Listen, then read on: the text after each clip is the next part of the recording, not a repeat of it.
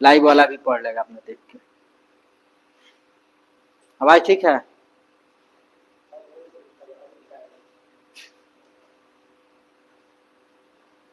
उसको बंद कर दो और ना तो इधर घुमा, बंद कर दो। देखो हिल रहा।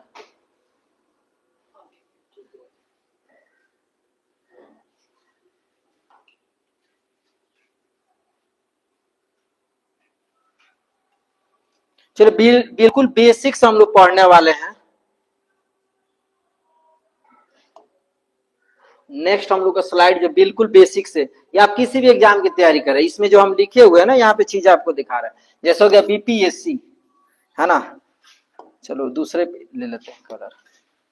जैसे ये हो गया यहाँ पे बीपीएससी, सी टेट, ए स्टेट, है ना, पीसीएस या यूपी दरोगा, यूपी पुलिस, या किसी भी आप एग्जाम की तैयारी, सबके लिए प्राचीन भारत जो है ना, प्राचीन भारत जो है उपयोगी है किसी भी एग्जाम की तैयारी पर। बस ये रहता है कि किसी में थोड़ा कम पूछता है, किसी में ज्यादा पूछता है, बस यही चीज, और कुछ नहीं होता है। तो चलिए मैं शुरू करता हूँ। यहाँ पर देखो प्रागैतिहासिक, प्री हिस्ट्री, है ना, प्राचीन भारतीय, है ना, प्राचीन भारतीय इतिहास का स्वरूप जो है प्रागैतिहासिक जो हो गया ना, प्रागैतिहासिक काल होता है। ठीक है, प्रागैतिहासिक काल, प्री हिस्ट्री, यानी कि इसे प्रागैतिहासिक, प्राचीन भारत की बात करें तो प्राचीन भारत ना आपके 3 हिस्सों में बटा हुआ। कितना हिस्सा में? 3 हिस्सा में। चलिए यहाँ पर हम बता देते हैं, प्राचीन भारत कितना हिस्सा में बटा हुआ? 3 हिस्सा। जो कि 3 की बात करें तो आपका देखो ये हो गया आपका एक प्राग इतिहास, जिसे हम बोलते हैं प्री हिस्ट्री। एग्जाम में पूछता है कि प्राचीन भारत को कितने भागों में बांटा गया है? कितने भाग में बांटा गया है? 3 भाग में बांटा गया है। कौन कौन? एक हो गया प्राक इतिहास, दूसरा हो गया आदि इतिहास, यानी इसे प्रोटो हिस्ट्री बोलते हैं। क्या बोलते हैं? Proto history. तीसरा हो गया ऐतिहासिक काल, ऐतिहासिक, ये हो गया आपका तीसरा, यानी कि 3 हिस्से में बटा हुआ, प्राग इतिहास, आदि इतिहास और ऐतिहासिक काल। अब देखो डिजिटल बोर्ड के माध्यम से पढ़ाई में कितनी सुविधा होगी। सुविधा हमारा ये मिलेगा कि आसानी से हम लोग ना किसी भी चीज को, लिखावट को भी देख पाएंगे और समझ पाएंगे। और डिजिटल बोर्ड नहीं था तो उसमें ये दिक्कत होती थी ना, अब उसको बताओ फिर उसके बाद उसको लिखवाओ एक एक करके। यहाँ पर बिल्कुल स्लाइड के माध्यम से आसानी से हम लोग समझ पाएंगे। तो जो प्राग इतिहास का मतलब है, एक एक करके हम डिफाइन करते हैं। ठीक है, प्राग इतिहास का मतलब हो गया ना जिसमें क्या मिला? पुरातात्विक। पुरातात्विक का मतलब क्या था बताए तो उस दिन, बताइए। हाँ हाँ हाँ, पुरातात्विक का मतलब हो गया ना कि पुरानी वस्तुएं जमीन से खोदकर बाहर निकाली जाए तो उसे पुरातात्विक, इसे पुरातत्व कहा जाता है। इसमें जो है लिखित साक्ष्य नहीं मिला है, किसी प्रकार के लिखावट की जो बात हो जाए, कुछ भी टेढ़े मेढ़े, मछली का आकार, यू ऐसे कुछ भी, जो कुछ भी नहीं मिला है। मिला क्या है? तो औजार मिला है, कोई भी हथियार मिला है, बस्ती मिला है, जिस बस्ती जैसे गांव समाज लोग रहते हैं तो वहां पे कोई घर और बनाए होंगे, भूकंप आया, आगे बताएंगे आपको, सिंधु हड़प्पा की जो बात करें वहां बताएंगे कि जैसे भूकंप आया तो किसी ने कहा कि नहीं हो सकता बाढ़ आने की वजह से, किसी हो सकता है खुखार जानवर आएंगे वो मार के खा गए होंगे, तो अब तो इंसान मर जाएगा, तो उस कंडीशन में क्या बच जाएगा? रन बसेरा, यानी घर बच जाएगा।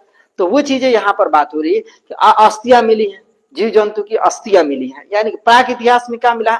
प्राक इतिहास को प्रागैतिहासिक काल भी कहा जाता है। इसके 2 नाम होते हैं, याद रखेंगे, है ना। क्या बोलते हैं उसे? प्रागैतिहासिक,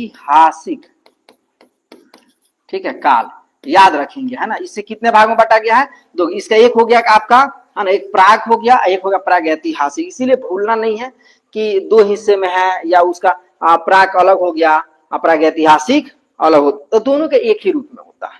आदि इतिहास की जो बात करें, प्रोटो हिस्ट्री जिसे हम बोलते हैं, प्रोटो हिस्ट्री का मतलब क्या हो गया कि इसमें पुरातात्विक साक्ष्य मिला।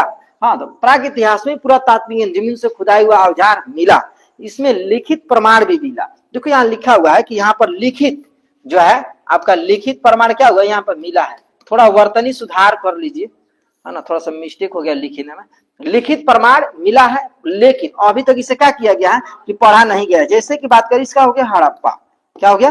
हड़प्पा, यानी कि इसको आज तक पढ़ा नहीं गया। क्यों नहीं पढ़ा गया? क्योंकि ये दर्शाता है कि कहीं मछली का आकार है, कहीं यू का आकार है, कहीं अन्य चीजों को इसको दर्शाता है, इसलिए आज तक इसे पढ़ा नहीं गया है। ठीक है, याद रखेंगे।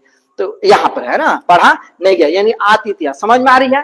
प्राचीन भारत के कितने स्वरूप हैं? 3 स्वरूप में। कौन कौन? एक हो गया प्राग इतिहास यानी प्रागैतिहासिक काल, दूसरा क्या हो गया आदि इतिहास, तीसरा हो गया ऐतिहासिक काल। पहला में क्या मिला वस्तु मिला है, किसी प्रकार की लिखावट नहीं मिली है। दूसरा में वस्तु तो मिला ही पहले से ही, तो वस्तु प्राप्त हुआ, लिखावट मिला लेकिन इसे आज तक कोई पढ़ा नहीं है।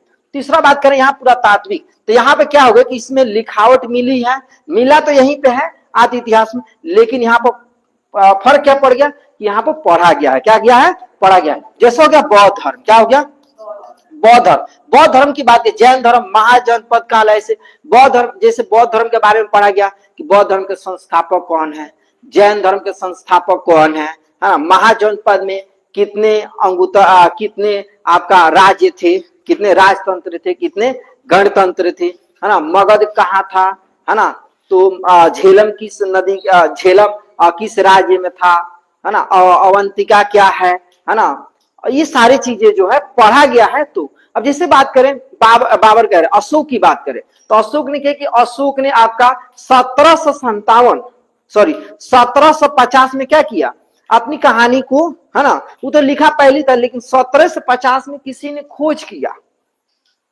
किसने खोज किया उसका नाम बताइए, पैट्रिक वैन थेलर ने 1750 में उसकी कहानी को खोज किया कि भैया वो लिखे क्या है, पैट्रिक वैन थेलर। लेकिन 1837 में से जेम्स प्रिंसेप ने पढ़ा। अब बताइए कितना वर्ष लगा, यानी कि इसके पहले 1750 के पहले 1837 के बीच में जो कहानी जो अशोक के बारे में तो खोजा कि भाई एक अशोक का लिखा गया, लेकिन है क्या, अशोक ने क्या किया, कब लड़ाई किया, कलिंग की लड़ाई कब लड़ी, या कब बौद्ध धर्म को अपना लिया, उसके पिताजी कौन धर्म को मानते थे, ये सारी चीजें यानी ऐतिहासिक काल जिसे हिस्टोरिकल पीरियड कहा जाता है। तो याद रखेंगे प्राचीन भारत कितने भागों में बटा हुआ है, 3 भाग में।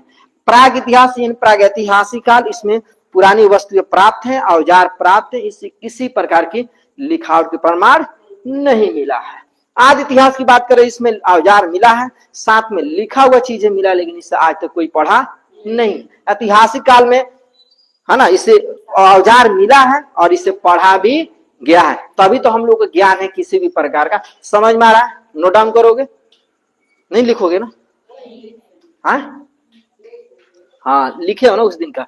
चलो नेक्स्ट स्लाइड पे यहाँ पाते हैं। अब यहाँ पे देखो प्रागैतिहासिक काल की जो बात हो रही है, ठीक है, प्री हिस्ट्री, वही चीज यहाँ लिखा हुआ है जो मैंने बताया, ऐसा काल जिसके लिए लिखित साक्ष्य उपलब्ध ना हो, सिर्फ क्या पुरातात्विक साक्ष्य पर निर्भर हो, यानी कि केवल वस्तु खोजाई मिली है, कुछ भी खोज दी है वो मिला है, लेकिन उसमें किसी प्रकार की लिखावट ना हो, उसे प्रागैतिहासिक काल कहा जाता है। अब बात आती है कि भारत में प्रागैतिहासिक खोजों का इतिहास की जो बात करें, प्रागैतिहासिक काल यानी कि पुरातत्व के जनक किसे माने जाते हैं, अच्छा प्रागैतिहासिक का मतलब क्या, कुछ भी चीजें खुदाई करना, जो मिल गया वस्तु जिसे हम पहचान नहीं पाए कि ये है क्या, जैसे मिट्टी के घर हो गया, मिट्टी के घर के हम लोग क्या करते हैं कि मिट्टी घर है, उसे हम चाहते हैं कि अब इसको पक्का का घर बनाए, तो उसको क्या करेंगे, फोड़ेंगे तोड़ेंगे, उसमें से कुछ ऐसी वस्तु मिल जाती है जिसे हमको समझ में कि है क्या, तो वो किसने, वो पुरातत्व के अंदर में चली जाती है। तो ये चीज आ गया ना कि प्रागैतिहासिक,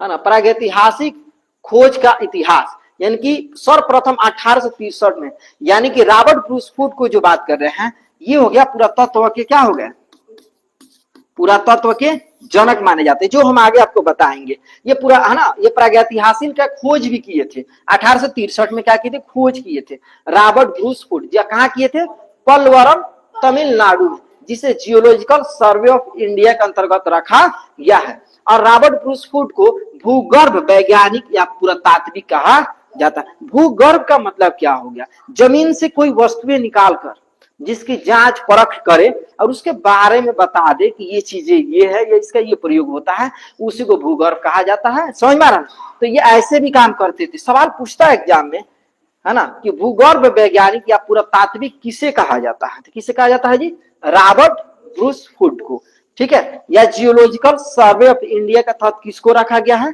तो Robert Bruce food.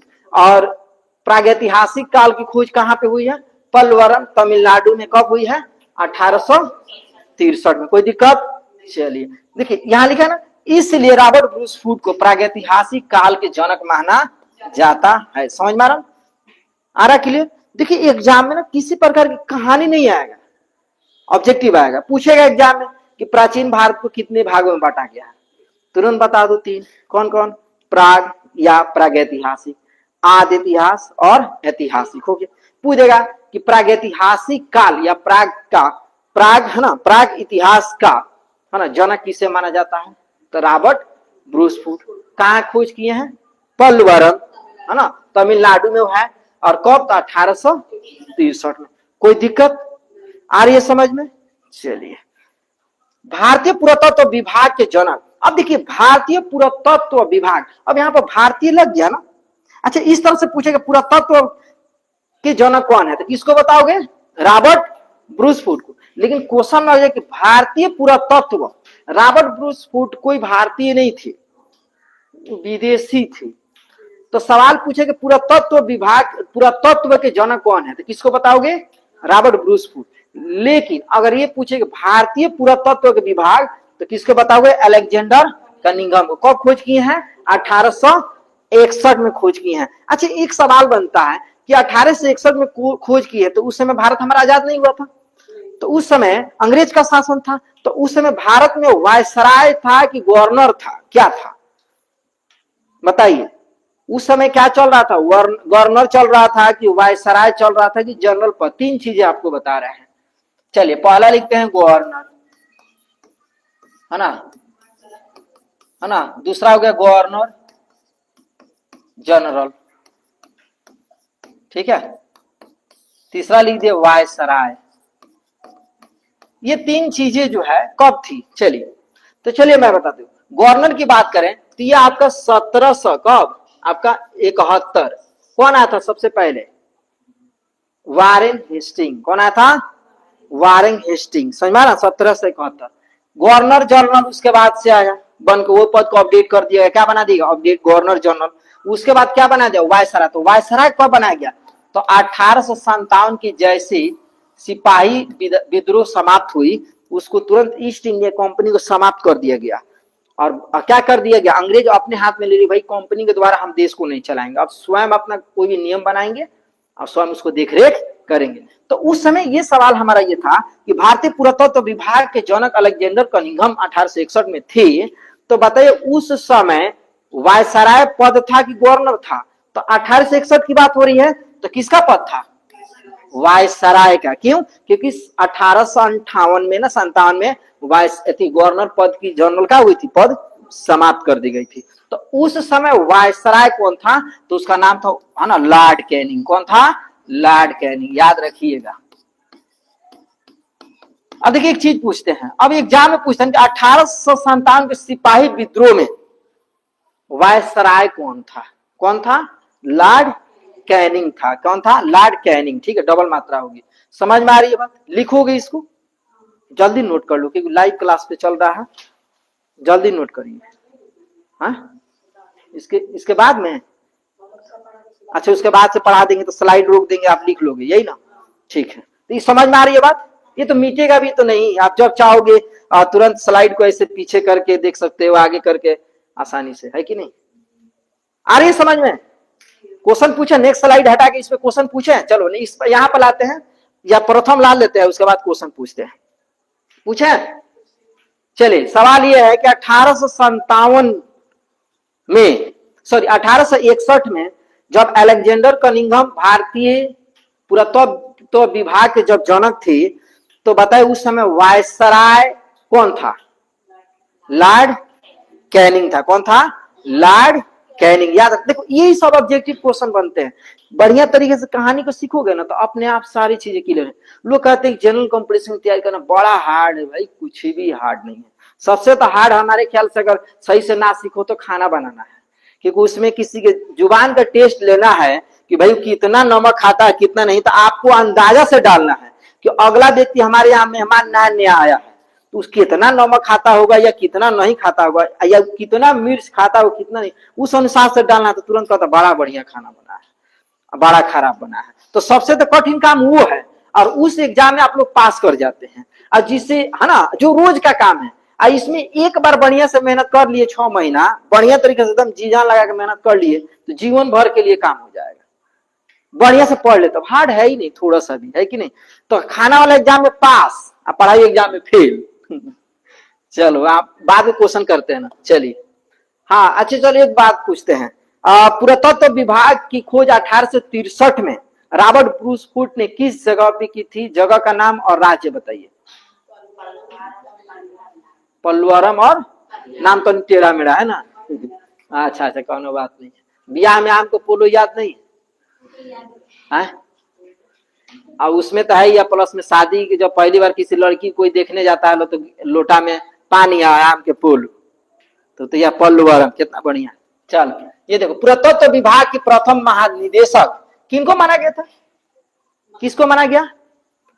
Alexander Cunningham को माना गया, याद रखिएगा। अब देखिए, वर्तमान से पुरातत्व सर्वेक्षण विभाग संस्कृति मंत्रालय से संबंधित 1921 में देखो पुरातत्व विभाग को क्या बना दिया गया? बोल दिया गया भाई पुरातत्व और सर्वेक्षण विभाग संस्कृति मंत्रालय बना दिया गया, पुरातत्व विभाग का चेंज कर दिया गया।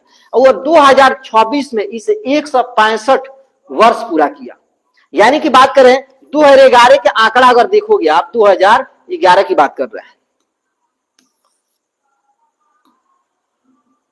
2011 की जो बात करेंगे उसमें ये आपका पुरातत्व विभाग की जो बात करें वो जयंती मनाया था, है ना, सर्वेक्षण विभाग संस्कृति मंत्रालय के तहत 150वां।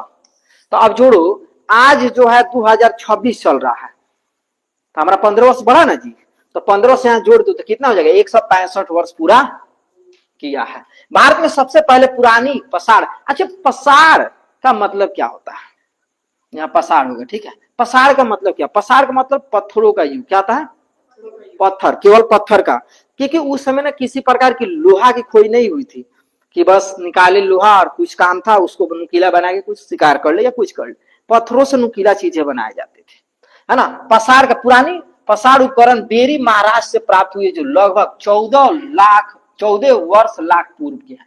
सवाल पूछे जाते हैं कि महाराष्ट्र में, है ना, किस प्रकार की उपकरण प्राप्त हुई थी? बेरी, किस प्रकार की?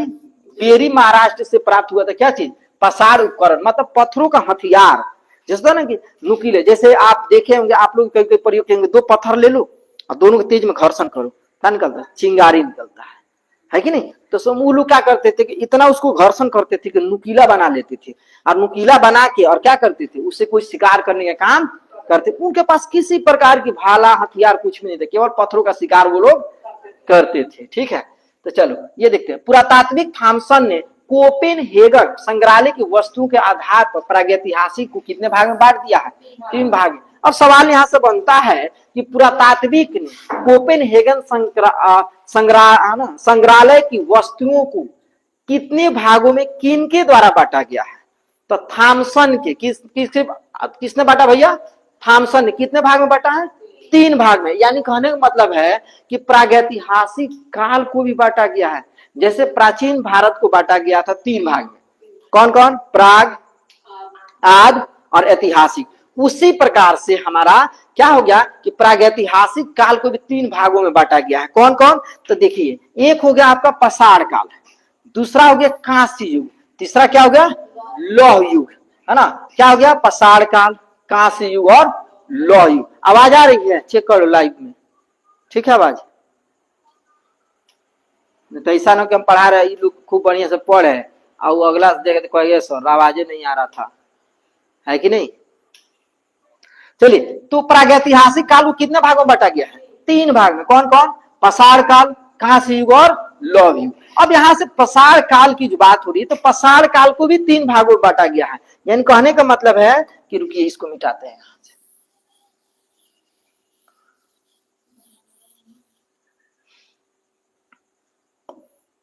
ये देखिए यहां बताते हैं आपको, प्रागैतिहासिक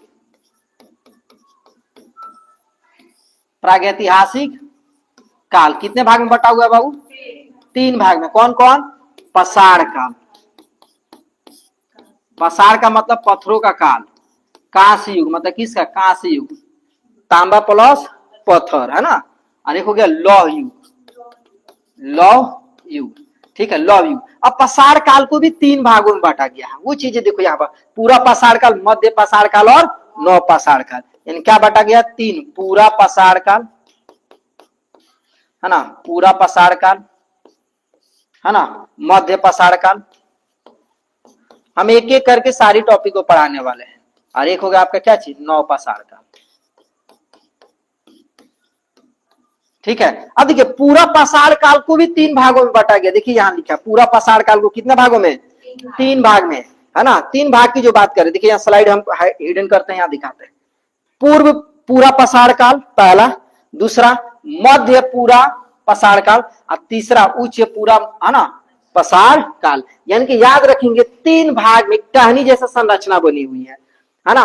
प्राचीन भारत के काल, प्राचीन भारत के इतिहास कितने भाग में, 3 भाग में। कौन कौन, प्राग इतिहास और आदि इतिहास और बोलो तीसरा ऐतिहासिक काल, हो गया। अब प्रागैतिहासिक जो है थॉमसन के अनुसार कोपेनहेगन संग्रहालय के वस्तुओं के आधार पर कितने भाग में बांटा गया है, 3 भाग में। कौन कौन, पाषाण काल, कांस्य युग और लौह युग। अब पाषाण काल कितने भागों में, 3 भाग में। पूरा पाषाण काल, मध्य पाषाण काल और नवपाषाण। पूरा पाषाण काल को कितने भागों में बांटा गया है, 3 भागों में। कौन कौन, पूर्व पाषाण काल, मध्य पूरा पाषाण काल और उच्च पूरा पाषाण काल। समझ में आ रही है बात। चलिए नेक्स्ट आगे पढ़ते हैं, कोई दिक्कत। ये तो एक एक करके टहनी बताया गया ना, अब एक एक करके डिफाइन करेंगे। चलिए यहां इसकी बात करते हैं पूरा पाषाण काल, यानी कि हम पाषाण काल की बात करते हैं।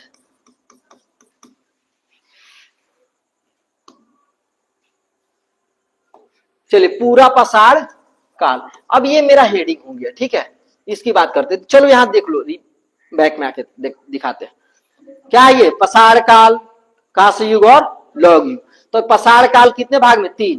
तो ये हो गया हमारा पूरा पाषाण काल, ये हमारा हेडिंग हो गया। अब इसके बाद से ये पढ़ेंगे, उसके बाद ये पढ़ेंगे, फिर उसके बाद से इसमें सारी टॉपिक को एक एक करके आज हम लोग देखते हैं। अभी तो 4:30 हो रहा है, आधा घंटा में बहुत ज्यादा टॉपिक है ना। प्रयास करेंगे आज प्राचीन भारत को इसी लेक्चर में कंप्लीट, ठीक है। उसके बाद बैठ के नोट डाउन करते रहना अपना।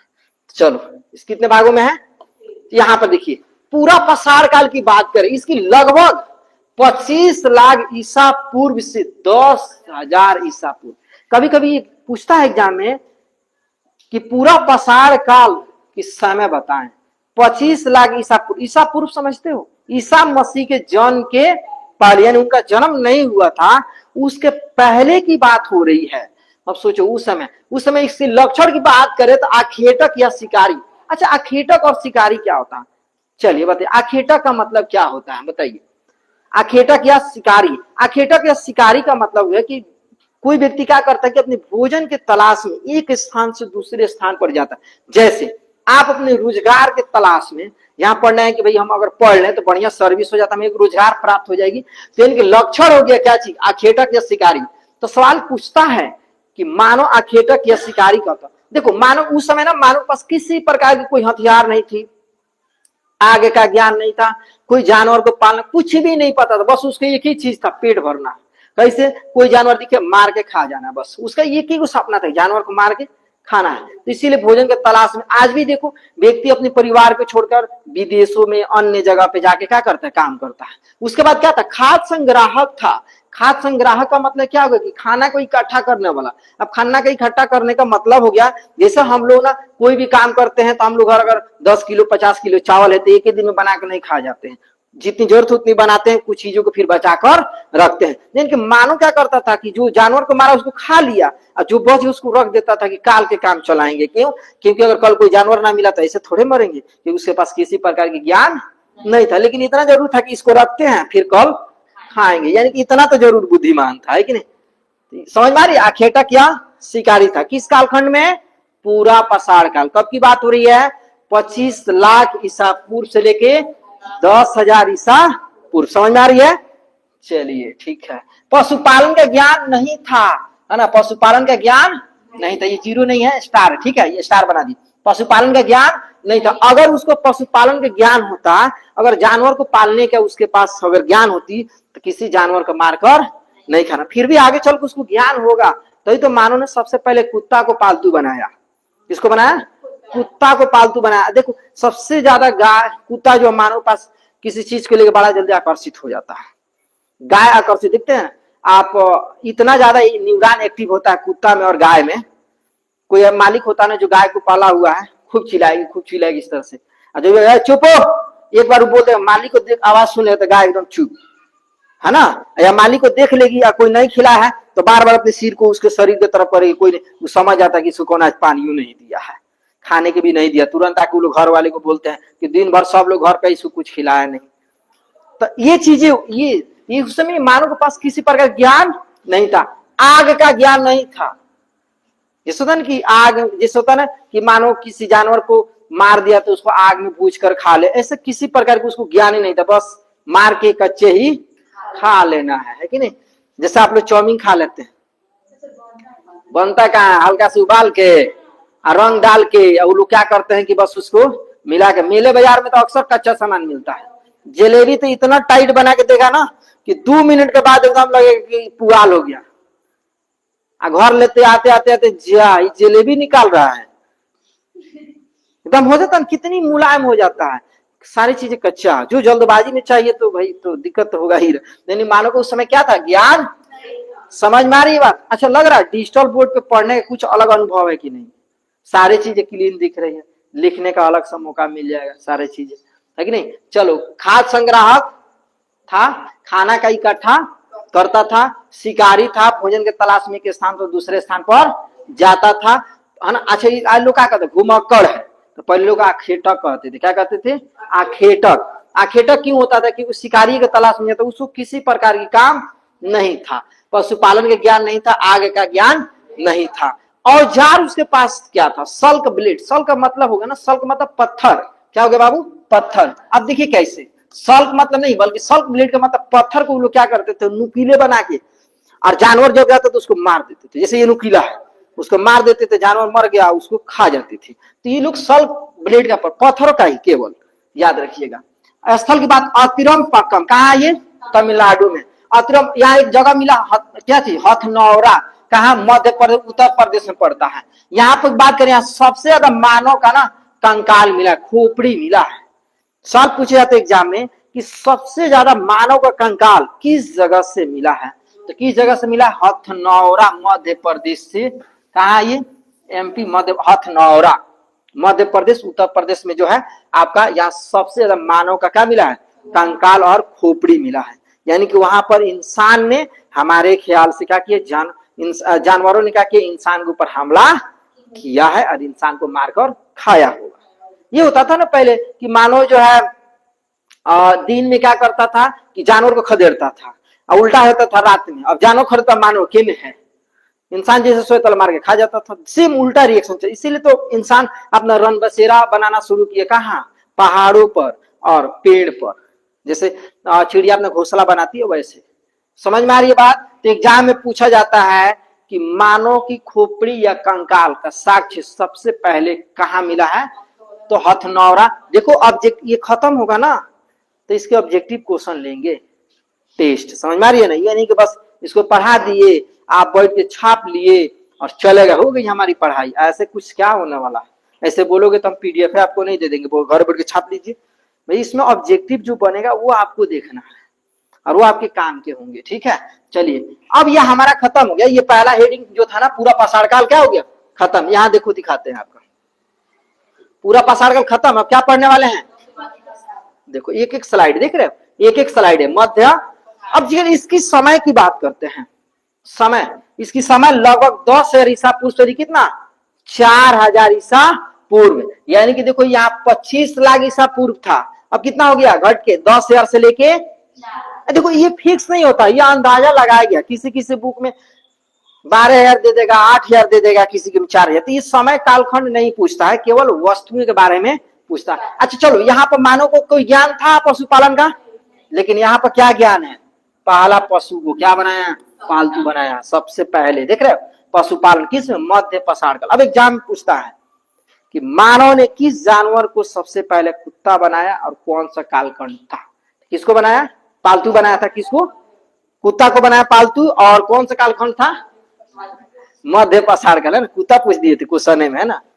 हाँ, मानव पूछ देगा कि मानव ने सबसे पहले किस पशु का पालतू बनाया और कौन सा कालखंड था, तो मध्य पाषाण काल, और किसको, कुत्ता को बनाया, याद रखिएगा, ठीक है। चलिए, औजार के सूक्ष्म पसार का उपकरण, यहाँ पर क्या था ना कि सल्क ब्लेड, तो बड़ा बड़ा हथियार होता था जिससे जानवर को उतना हलता नहीं था। अब सल्क मतलब ये सूक्ष्म का मतलब पतला हो गया, है ना, नुकीला बन गया। अब था मोटा था, जैसे मान लो ये मोटा, इसको किसी के शरीर में किसी जानवर को मारोगे तो घुसेगा ही नहीं, तो कम मात्रा में होगा, है कि नहीं। अभी नुकीला हो जाएगा, तुरंत प्रवेश हो जाएगा जानवर गायब।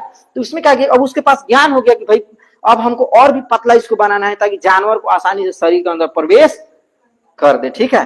किस जगह पर, बागौर राजस्थान, असल की बात करें बागौर राजस्थान, ठीक है, बागौर राजस्थान। लेखहिया इलाहाबाद सर्वाधिक मानव कंकाल। अब उसके बाद से क्या मिला कि लेखहिया एक जगह था इलाहाबाद में, कौन था, लेखहिया, इलाहाबाद में एक जगह था। और यहाँ क्या मिला कि सर्वाधिक मानव कंकाल, यानी कि कंकाल यहाँ से तो मिला ही था, कहां से, अतिरम पक्कम से तो मिला ही था, लेकिन यहां पर, अच्छा, अतिरम पक्कम की खोज किसने किया था, खोज किसने किया था अतिरम पक्कम, किंग, किसने किया था, किंग ने किया था। किसका दोस्त था, मित्र किसका था, रॉबर्ट ब्रूस फुट का, किसका था, रॉबर्ट ब्रूस फुट, ठीक है। पूछता है कभी कभी कि पलवरम का खोज तो रॉबर्ट ब्रूस फुट किया था, तो अतिरम पक्कम का किसने किया था, मित्र, क्या नाम था, है ना, मित्र, उसका सॉरी किंग, कौन किया था, किंग, कौन, उसका दोस्त था किंग, ठीक है। याद रखिएगा, यहां देखिए बागौर राजस्थान, मध्य पसार की खोज कहां हुई है, बागौर राजस्थान में, कहां खोज हुई है, बागौर राजस्थान में। लेखहिया एक जगह था इलाहाबाद में, वहां सबसे ज्यादा मानव कंकाल मिला, इसके बाद यहां से मानव का कंकाल मिला, ठीक है। वहां पे एक जगह था चौपानी मांडू, जो इलाहाबाद का दूसरा मृद भांड था, ठीक है, मृद भांड क्या था, मृद भांड का प्राचीनतम साक्ष्य मिला। मृद भांड का मतलब क्या था, चलो बताओ, मृद मतलब, मृग मतलब, मृग मृग मृग मृग का मतलब क्या था, मृग पूछे, मृग, चलो मृग मतलब, मृग बताओ, अच्छा हम ही बताएं,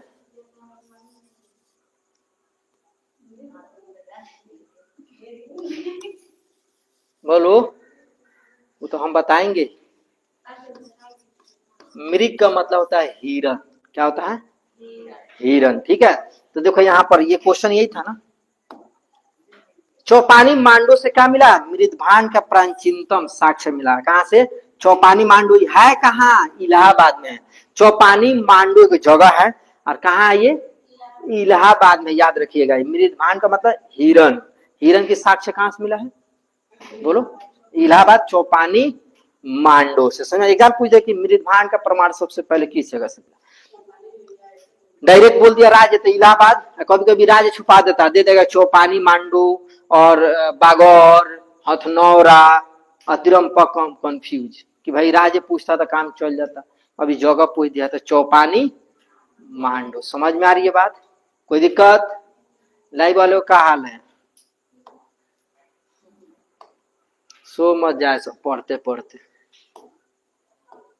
चलिए अब यहां इसकी बात करते हैं, कहा गया, देखिए ये हो गया आपका मध्य पसार काल। अब मध्य पसार काल की स्थल के अनुसार इसे तीन भागों में बांटा गया, कितना भाग में, तीन भाग में। चलिए मध्य पसार काल पढ़ रहे हैं ना, ये है आपका तीन भाग में, मध्य पसार काल स्थल के अनुसार कितने भाग में बांटा गया है, यहाँ देख रहे हो, स्थल तीन है ना, तीन प्रकार के होता है, कौन कौन, एक हो गया सराय नहर जो प्रतापगढ़, एक हो गया महदहा, दूसरा हो गया दमदमा। चलिए इसकी कहानी बताते हैं, है ना। ये मध्य पसार काल तीन भाग में बटा हुआ है, जो है सराय नहर, महदहा, दमदमा, ये तीनों एक ही जगह, प्रतापगढ़ उत्तर प्रदेश, है ना, प्रतापगढ़ उत्तर प्रदेश, प्रतापगढ़ उत्तर प्रदेश, तीनों एक ही जगह है, लेकिन है क्या, इसकी कहानी समझते ही आंसर अपने आप याद आ जाएगा। चलो इसकी कहानी एक एग्जाम्पल बताते हैं अपने मन से, मध्य पसार काल, है ना। देखो मध्य पसार काल एक जगह था, जगह का मान लो वहां जगह था, और उस जगह पे ना जैसे हो गया आपका सराय नहर, चलिए सराय नहर एक जगह था, वहां पे एक लड़का रहता था, एक लड़की, ऐसे रहते बहुत लोग थे, लेकिन एक लड़का बोला एक लड़की से कि मुझे तुमसे शादी करनी है। तो लड़की बोली कि हम तुमसे शादी कर लेंगे, लेकिन एक शर्त पूरा करना हो। तो बोला कि बोलो क्या शर्त है। तो बोला कि मुझे आभूषण चाहिए। लड़की क्या बोली, मुझे आभूषण। आभूषण उस समय सोने चांदी नहीं था, वो लोग हड्डी को पहनते थे, हड्डी हड्डी। किसका हड्डी, तो मानव का भी हड्डी और हिरन के हड्डी को। जैसे आप देखेंगे रेलवे स्टेशन किनारे या सड़क किनारे देखिए कहीं कहीं पे कि वो लोग क्या करते हैं कि महिलाएं क्या करती है, लोहा लकड़ बेचती हैं और कपड़ा होती पूरा यहाँ तक, पूरा कान में सब पहने रहती है, गहना जैसा, हड्डिया हड्डिया जैसा। देखो कि नहीं देखे, हाँ वो लोग पास गाड़ी भी होता है, 2 दिन यहाँ, 3 दिन वहां, 4 दिन वहां, 5 दिन वहां। वो लोग जहाँ उनको जहाँ जगह मिलता है वहां अपने वो लोग व्यापार करते, फिर वहां से वो लोग चले भी जाते। तो ये चीजें सराय नहर में कहानी है, तक याद हो जाएगा, भूलने वाली चीज नहीं है, ठीक है। तो एक लड़का था, एक लड़की, लड़का ने लड़की से बोला कि मुझे शादी करनी है। लड़की ने बोली ठीक है, हम कर लेंगे शादी, लेकिन एक शर्त है, शर्त यह है कि मुझे आभूषण चाहिए। लड़का बोला आभूषण ला देंगे तो कर देगी, तो बोला हाँ ठीक है कर देंगे। तो ठीक है, ठीक। लड़का चला गया सराय नहर, जो जगह था ना वहां पे, सराय नहर, प्रतापगढ़, गर्थ में। देखो यहाँ मिलेगा स्तंभ गर्थ लिखा है ना, सराय नहर। अच्छा, नहर कहने सारा नहर, सराय नहर, एक गड्ढा था, ऊपर पहाड़ी जैसा था, नीचे गड्ढा था। वहां पर गया तो वहां पे जाने के बाद से ना उनको 4 लोग मिले। कितने लोग मिले, 4 लोग मिल गए। ये चारों लोगों से ना लड़ाई की है। अब 4 लोग को तो अकेले मार नहीं सकता, लेकिन कहानी है तो मान लो कि मार दिया, है कि नहीं। ये 4 लोग को मार दिया, मारने के बाद चारों से शरीर से क्या निकाल दिया, कंकाल ले लिया, हड्डियां निकाल लिया और आगे लेके चला गया। कहाँ चला गया, महादहा में। कहाँ चला गया, महादहा। वहां जाने के बाद से ना उसने क्या किया कि उसने एक हिरन को मारा और हिरन का मार के उसकी भी हड्डी निकाल लिया। निकालने के बाद ठीक वो लड़की के पास जाके बोलता है कि देखो हम तुमको आभूषण ला दिए, जो जो तुम हमारे सामने शर्त रखी थी कि मानव को कंकाल चाहिए और हिरन पे भी कंकाल चाहिए, लो तुमको हम ला दिए। लड़की बोली कि हम तुमसे तो हंसते हंसते बोली हम तुमसे तो मजाक कर दिए थे, इतना ला दिया। लड़का गुस्सा था, उसी हड्डी से उसके सिर पर मार देता है, लड़की मर जाती है। ये भी बेचारा अपने आप को नुकसान कर लेता वहां पे, लड़का भी मर जाता है। अब देखो यह कहानी बोलने का मतलब क्या है, अभी समझ में आएगा। सराय नहर, प्रतापगढ़, उत्तर प्रदेश, युद्ध का साक्ष्य मिला, लड़ाई हुआ ना जी। कितने लोग थे, 4। सवाल पूछता है कि युद्ध का साक्ष्य सबसे पहले किस जगह मिला है, सराय। कितने लोगों के कंकाल की प्राप्ति हुई है, 4 लोगों को। कहा मिला है, गड्ढा में मारा मारी होता, गर्त में, स्तंभ गर्त लिख रहा है, गड्ढा में लड़ाई हुई थी। महादहा में गया, मृदभान का छला, बोले थे ना कि किसको मारा था, हिरन को, हड्डी निकाला था, छाला। पूछता है कि हिरन का छाला की प्रमाण कहां से मिली है, कहां से मिली है, महादहा से। कहां से, हड्डियों का आभूषण कहां से मिला है, महादहा से। अरे यहाँ मारा तो वहां हड्डी लेके आया है। स्त्री पुरुष का युगल सावधान, यानी कि जोड़ा पुरुष का लाश कहां से मिला, पुरुष और महिला का लाश कहां से पूछा, स्त्री पुरुष लिखा है कि कहां से मिला है, महादहा से। अब समझा रहे हैं, सुनो अब समझ में आएगा। एक लड़का था, लड़की ने उसको बोली कि हमको हड्डी चाहिए, मतलब आभूषण चाहिए। लड़का जाता है, जाने के बाद से 4 लोगों से मारामारी करता है, चारों को मारता, मारामारी किया तो युद्ध का प्रमाण हो गया। चारों को मार दिए, 4 को नर कंकाल प्राप्त हो गया, ठीक है। कहाँ लड़ाई किया था, गर्त में, गड्ढा में जाके लड़ाई किया था। उसके बाद वो अगला जगह जाता है तो उस जगह का नाम रहता है महादहा। क्या होता है, महादहा, ठीक है। वहां पे जाता है मृदभान का छल, मतलब वहां क्या करता है, हिरन को मारता है, उसकी हड्डी को निकालता है, वहां छाला तो वहीं पर रह गया, है ना। उसका क्या करती है, आभूषण, हड्डियों का आभूषण, यानी जानवर को, इंसान को मार के लेके आया था तो हड्डी हो गया। अब लड़की मजाक की थी तो क्या कर, उसको मार दिया तो वो भी मर गया, दोनों मर गए। तो स्त्री और पुरुष का युगल, युगल का मतलब होता है जोड़ा, और सावधान का मतलब क्या, लाश, जोड़ा लाश, यानी लड़का और लड़की का लाश मिला एक साथ, उसे बोलते हैं युगल। जैसे होता है ना पति पत्नी, तो युगल, है ना। तो इसे युगल सावधान। समझ में आ रही है, इसमें क्या याद करना, अब नाम याद नहीं आता, नाम याद करो। हाँ चलो, दमदमा। अब दमदमा की बात हो रही है। अच्छा देखो कितना अच्छा है, सराय नहर, महादहा, महादहा में मारपीट हुई, खत्म हो गया, है ना। और बाद दमदमा, मतलब दमदमा के खत्म। अब यहाँ खाली मरने वाले, 3 नर कंकाल, 5 युगल सावधान, 3 गो पुरुष, महिला का लाश, पुरुष का मिला कंकाल, अब 5 गो जोड़ा सावधान मिला है। 3-5 नहीं कहता है, 3-5 काम करते हैं। कितना बड़ी याद है, सुनिए। पहलका में लड़ाई हुआ, 4 लोगों को टपका दिया, हो गया। दूसरा में हिरण को मारा, हड्डी लेके गया, लड़की बोली कि मजाक किया, तो लड़की को ले तू ही मर, बस को मार देता है, तो दमदमा हो जाता है, दमदमा मतलब खत्म हो जाता है। तो लोग कहते हैं 3-5 कहानी बता रहे हैं, तो 3-5 नहीं हो गया, 3 गो नर कंकाल और 5 गो जोड़ा, तो 3-5 कहानी नहीं हो गया। कितना आसान है, ले इसको तो समझ में नहीं आया, तो सीरी ले।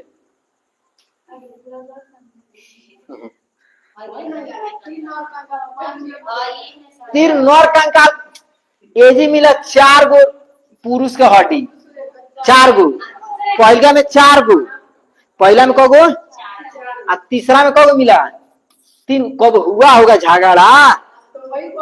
अब इसका कहानी है जी खत्म हो गया, वही कहानी है जी खत्म।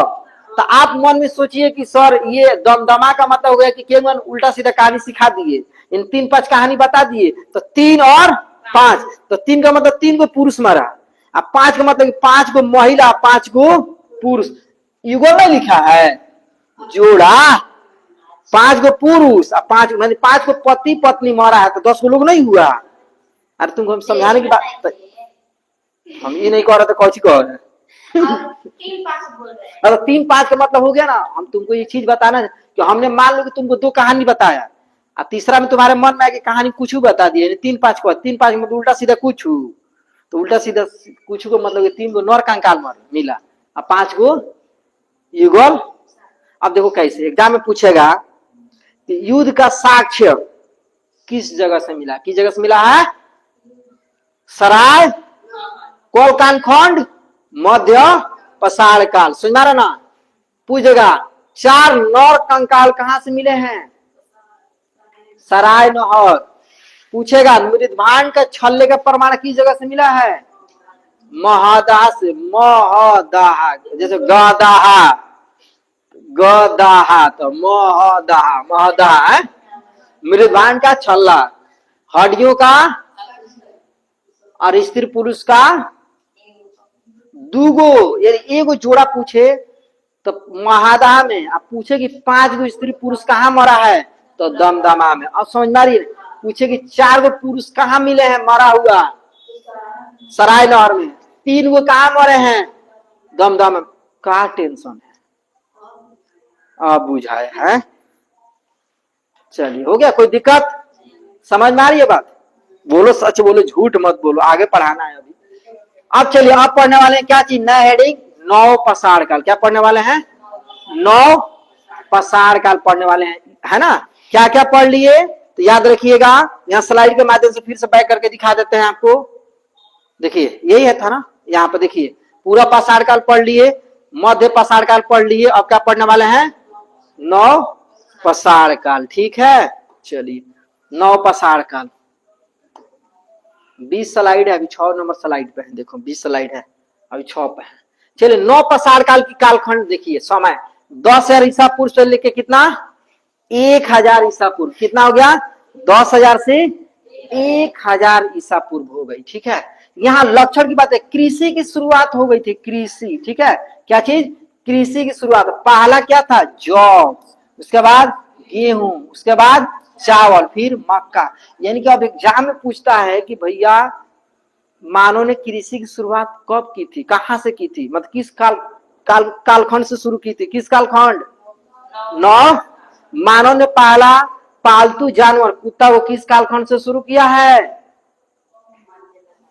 आए बोलो बोलो, कौन सा पसार काल, मध्य पसार काल, तो बोलो। ठीक है, पहला पूर्व, तो किस कालखंड में शुरू किया है, बोलो।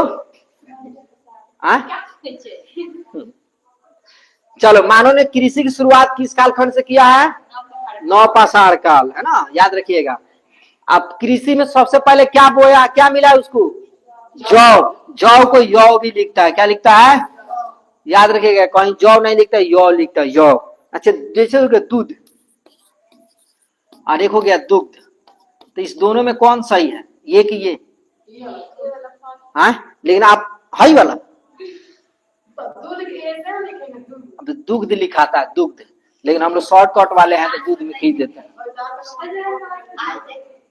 तो शुद्ध हिंदी लिखिएगा ना, जहाँ बड़ा एग्जाम कोई दीजिएगा लिख दीजिएगा ना, तो हाँ, तो है ना, तो वर्ल्ड कप नंबर दे देगा, कहेगा लिखने नहीं आता है कि नहीं।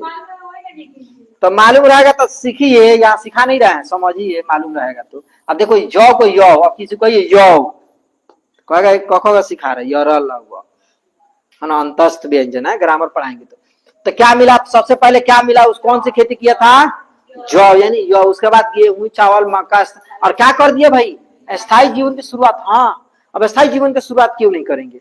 मान लिया हमारे यहाँ घर है, अब बगल में हम खेती कर रहे हैं, मकई लगा दे, बजरा लगा दे, सब कुछ लगा दे। हमारे यहाँ घर ना रखे, वो जी लगा दे, जाके सिवान में रहे, तो बताइए आएंगे तो कहोगे मकई के बाल हमको मिले, डोंटियो नहीं मिलेगा। पहले आएंगे तो मकई के ऊपर के गाय, 2 दिन के बाद आएंगे तो डोंटी का, 3 दिन बाद खूटियो गाय बोला है कि नहीं। तो उससे बचाने के लिए क्या करना पड़ेगा हमको, अगल बगल में हमको अपना घर बना कर रहना पड़ेगा कि भाई अपना हम खेती को, या फिर किसी को देंगे कि भैया देख रेख करिए। और जब वो इधर उधर करेगा तो कहेंगे काम करिए, हम यही रहेंगे। अब तो रहेंगे तो हमारा सारा खेती का क्या होगा। तो देखो जब हम, अब से क्या चाहिए हम लोग को, एक चीज होता, हम लोग क्या चाहिए, जानवर को पालतू बनाना सीख गए, है ना, खेती करना सीख गए, है ना। और जब खेती में हम लोग को आने लगा तो भाई अब उसको बचाने के लिए चाहिए ना। अब देखिए क्या हो गया, खेती बनाना, खेती करना सीख गए, स्थायी जीवन की शुरुआत, आग का उपयोग सीख गए, आग का उपयोग सीख गए कि भाई आग जो है, आग से किसी जानवर को अगर हम भूजेंगे तो कच्चा और भूज के खाएंगे तो दोनों में क्या होगा, अंतर, स्वाद का अंतर होगा। तो अब जब इतना चीज हो, उसके बाद पहिए का आविष्कार कर लिए। पहिए का आविष्कार का मतलब पत्थरों के का पहिया बनते, जैसे बैलगाड़ी, टमटम देखो, टमटम, टमटम देखे हो, तो टमटम में पहले ये थी वाला चाका आता था, अभी तो पंचर हो जाता है। हाँ अच्छा, मोटरसाइकिल में पहले चाका रिंग वाला आता था, ये थी वाला कमानी वाला, है ना। अब क्या हो गया, 3 गो रहबे कर रहा है। तो टमटम में पहले से था, बैलगाड़ी में व्यवसाय होता था, है कि नहीं। अब चक्का आ गया, हवा भरने वाला चीज, जिनके पहले पहिए का आविष्कार। अब पहिए का आविष्कार का मतलब क्या हो गया, तो अगर हम पहिया खोद दिए हैं तो ऊपर कुछ रख के एक जगह से दूसरे जगह पर डुगरा के जा सकते हैं। जैसे रेलवे ट्रैक पे क्या होती है कि अभी भी एक आदमी धकेलते हैं, 2 ऊपर बैठा रहता है, धक्का देने वाला, रेलगाड़ी का, रेलगाड़ी नहीं बल्कि जांच करने वाला जो होते हैं, धक्का देते, देखे हो, हाँ देखे हो। हाँ अब चेंज हुआ है, लेकिन पहले ऐसा होता था, खूब दौड़ता था लोग। हाँ कभी कभी वो लोग आता, पहले उसी के माध्यम से सैलरी भी दी जाती थी, काम करने वाले व्यक्ति वहां रहते थे, महीना पूरा आके उनको सैलरी वहां देते। पहले बैंक अकाउंट या कुछ नहीं था, अब तो ऐसे टिक टिक टिक अकाउंट में पैसा चला गया, है कि नहीं, ये चीजें हो गई। तो समझ में आ रही है। तो 9 पाषाण काल हम लोग के जीवन के लिए काफी बेहतर। अच्छा देख रहे हो, हर एक कालखंड में थोड़ा थोड़ा शुरुआत हो रही है। पूरा पाषाण काल में क्या हुआ बताओ, पत्थरों का युग, बड़का हथियार यूज करते थे, सल्क ब्लेड। मध्य पाषाण काल में सूक्ष्म कर दिए, तो उसको पतला कर दिए, जानवर को पालतू बना दिए। और 9 पाषाण में इतना बड़ा चमत्कार हो गया कि जानवर को पालतू तो बना लिए थे पहले ही, खेती शुरू कर दिए थे, स्थायी जीवन की शुरुआत कर दिए, आग की खोज की, आप पहिया खोज करके एक जगह से दूसरे जगह कम समय में। हाँ तो इस चीज का। अब औजार में स्लेट ब्लेड, पत्थरों का औजार, है ना, स्लेट ब्लेड का मतलब उससे भी छोटा छोटा हथियार बनाने लगे। जैसे सोनार लोग के पास आप जाओगे तो उनके भी इतनी छोटी छोटी हथौड़ी, इतनी छोटे हथियार आता है, उसी से टुक टुक मारते हैं, है ना। अब वही जो लोहा लकड़ का जो काम कर, उनके बड़का बड़का हथौड़ा रहे, अब वो हथौड़ा लाके सोनार भाई के दे, तो नहीं नाक में है तो नहीं सीधा कर दी, मारने के बजाय और वो हथौड़ा रख दे तो नाक में का जो डिजाइन था वो टूट टूट के खोना पड़ेगा, कहा गया। तो उसके लिए छोटी छोटी होती है, समझ आ रही है ना। तो जिस रूप से हम काम करेंगे उस रूप से हथियार, समझ आ रहा ना। तो देखो पहले में बड़का, उसके बाद छोटका, ओकरा से भी छोटका है आ गया 9 पाषाण काल में। अब पहिया में बड़का पत्थर थोड़े लगा दीजिएगा, मान लो पहिया ठीक है, बड़ा चाका बना दिए, तो चाका बना दी, मान लो कुछ आप रॉड लगाते हो, कोई बांस लगाते हो, बांस, तो बांस लगे, इसमें से इसमें कुछ नट चाहिए ना, तो आपके पास तो लोहा तो है नहीं, तो नट में क्या लगे, पत्थर में लगाइएगा। तो पत्थर बड़, तो अब इतना बड़ लगा दी पूरा से छेदा आ जाता है, चौकवे ना नाचे। छोटे छोटे नोट होता है ना, कस देता है, तो वैसा ही तो इसमें छोटा चीजें आ गई ना। अब देखो यहाँ पे चीज कहा हो गया, मेहरगढ़। अब पालतू में क्या मिल गया, भैंस। अब जानवर में तो कुत्ता तो पाल ही लिए थे, लेकिन 9 पाषाण काल में भैंस के भी प्रयोग करना शुरू कर दिए, भैंस का भी। अब यहाँ से गाय भैंस का प्रयोग शुरू हो गई दूध के लिए, है ना। भैंस का प्रयोग इसलिए हो गया कि व्यापार के लिए। व्यापार का मतलब क्या कि भैया हम पत्थर का अगर खोज कर दिए हैं, पहिए खोज कर दिए हैं, तो बैल क्या करेगा, एक जगह से दूसरे जगह पे क्या करेगा, लेके हमको जाएगा, जिसे हम लोग बैलगाड़ी कहते हैं। बैलगाड़ी आराम से क्या, तो बैलगाड़ी की इतनी नहीं चक्का धीरे धीरे लेके जाएगा, तो वो चीज है। आज भी बैलगाड़ी से ऊख आपका ढोया जाता है। किस जगह पे, आई देखो पालतू भैंस कहाँ मिली है, मेहरगढ़। बुर्ज होम एक जगह है जहाँ की मालिक और कुत्ता का दफनाने का साक्ष्य मिला। सवाल पूछता है कि मालिक और कुत्ता, एक मालिक था अपने कुत्ता को इतना मानता था, इतना मानता, वो मर गया ना, तो कुत्ता भी मर गया।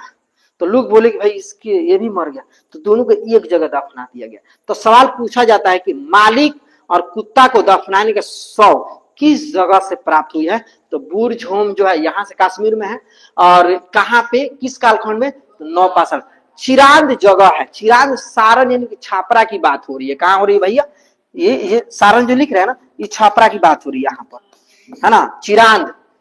अब कहाँ हो गया, अच्छा मच्छर काट, लाइट है उसमें, इधर आ जाओ इधर। ये देखो चिरांद जगह की बात हो रही है, सारण की बात हो रही है। सारण जो हड्डियों का उपकरण। और सवाल पूछता है कि हड्डी का भी हथियार बना लिए थे, हड्डी का भी। तो सवाल पूछता है कि हड्डियों का उपकरण किस जगह से प्राप्त हुई है, तो चिरांद में। चिरांद कहाँ पड़ता है, तो सारण बिहार के छापरा में पड़ता है। एग्जाम में ना छापरा नहीं लिखता है, सारण बिहार लिखता है, या फिर जगह लिखता है चिरांद। तो सवाल पूछता है कि हड्डियों का उपकरण किस जगह से प्राप्त हुई है, तो किस जगह से प्राप्त हुई है, सारण यानी कि चिरांद से, याद रखिएगा। लहुरा देव कोल्डीहवा से चावल का प्रमाण मिला। अब खेती हुआ होगा तो चावल तो जार से मिला है, तो किस जगह से मिला है, लहुरा देव कोल्डीहवा से। ये दो जगह से मिला है, लहुरा देव और कोल्डीहवा से चावल का प्रमाण मिला है। बताइए कोई दिक्कत नहीं है ना। अब यहाँ से पढ़ेंगे हम लौह युग, लेकिन अभी नहीं, अब नेक्स्ट वीडियो में। टाइम हो चुका है, लेट भी हो रहा है, आप लोग को लिखना भी है। बताइए समझ में आ रहा है, कोई दिक्कत, पूछेंगे कल, है ना। हाँ, नाम याद नहीं आ रहा, हाँ।